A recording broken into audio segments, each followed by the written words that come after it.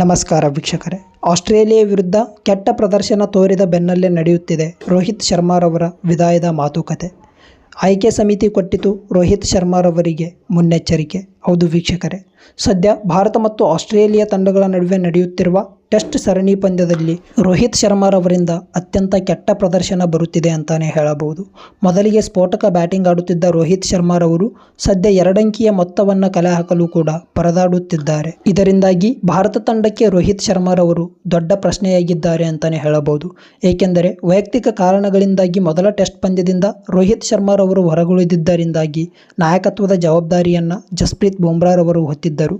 ಮೊದಲ ಟೆಸ್ಟ್ ಪಂದ್ಯದಲ್ಲೇ ಭಾರತ ತಂಡವನ್ನು 295 ರನ್ಗಳ ದೊಡ್ಡ ಸ್ಕೋರ್ನಿಂದ ಆಸ್ಟ್ರೇಲಿಯಾ ವಿರುದ್ಧ ವಿನ್ ಮಾಡಿಸಿದ್ದರು ಅಂತಾನೆ ಹೇಳಬಹುದು. ಅದಾದ ನಂತರ 2ನೇ ಟೆಸ್ಟ್ ಪಂದ್ಯಕ್ಕೆ ಎಂಟ್ರಿ ಕೊಟ್ಟ ರೋಹಿತ್ ಶರ್ಮಾರವರು ಭಾರತ ತಂಡದ ನಾಯಕನಾಗಿ ಆಯ್ಕೆಯಾದರು.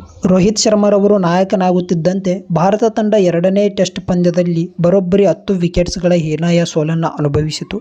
ಮತ್ತು 3ನೇ ಟೆಸ್ಟ್ ಪಂದ್ಯದಲ್ಲೂ ಕೂಡ ಭಾರತ ತಂಡ ಸೋಲುವ ಹಂತದಲ್ಲಿದ್ದಾಗ ಮಳೆ ಬಂದ ಕಾರಣದಿಂದಾಗಿ ಪಂದ್ಯ ಕ್ಯಾನ್ಸಲ್ ಆಗಿ ಡ್ರಾ ಎಂದು ಘೋಷಿಸಲಾಯಿತು. ಒಟ್ಟಿನಲ್ಲಿ ಆಸ್ಟ್ರೇಲಿಯಾ ವಿರುದ್ಧದ ಟೆಸ್ಟ್ ಪಂದ್ಯದಲ್ಲಿ ರೋಹಿತ್ ಶರ್ಮಾರವರು ಕೇವಲ ನಾಯಕನಾಗಿ ವಿಫಲರಾಗದೆ ವೈಯಕ್ತಿಕ ಆಟದಲ್ಲೂ ಕೂಡ ವಿಫಲರಾಗಿದ್ದಾರೆ ಅಂತಲೇ ಹೇಳಬಹುದು.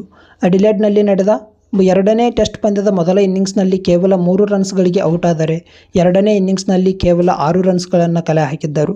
ಬ್ರಿಸ್ಬೇನ್ನಲ್ಲಿ ನಡೆದಂತಹ 3ನೇ ಟೆಸ್ಟ್ ಪಂದ್ಯದಲ್ಲಿ ಕೇವಲ 10 ರನ್ಸ್ಗಳಿಗೆ ಔಟ್ ಆದರೆ ಇದೀಗ ಮೆಲ್ಬೋರ್ನ್ನಲ್ಲಿ ನಡೆಯುತ್ತಿರುವ 4ನೇ ಟೆಸ್ಟ್ ಪಂದ್ಯದ ಮೊದಲ ಇನ್ನಿಂಗ್ಸ್ನಲ್ಲಿ 5 ಎಸೆತಗಳಲ್ಲಿ ಕೇವಲ 3 ರನ್ಸ್ಗಳನ್ನು ಕಲೆ ಹಾಕಿ ರೋಹಿತ್ ಶರ್ಮಾರವರು ಹೀನಾಯವಾದ ಆಟವನ್ನು ಆಡಿದ್ದಾರೆ ಅಂತಾನೆ ಹೇಳಬಹುದು. ಇದೀಗ ಆಸ್ಟ್ರೇಲಿಯಾ ವಿರುದ್ಧದ ಟೆಸ್ಟ್ ಪಂದ್ಯಗಳಲ್ಲಿ ರೋಹಿತ್ ಶರ್ಮಾರವರು ಒಟ್ಟು 4 ಇನ್ನಿಂಗ್ಸ್ಗಳನ್ನು ಆಡಿದ್ದು 4 ಇನ್ನಿಂಗ್ಸ್ಗಳಲ್ಲಿ ಕೇವಲ 22 ರನ್ಸ್ಗಳನ್ನು ಕಲೆ ಹಾಕಿದ್ದಾರೆ.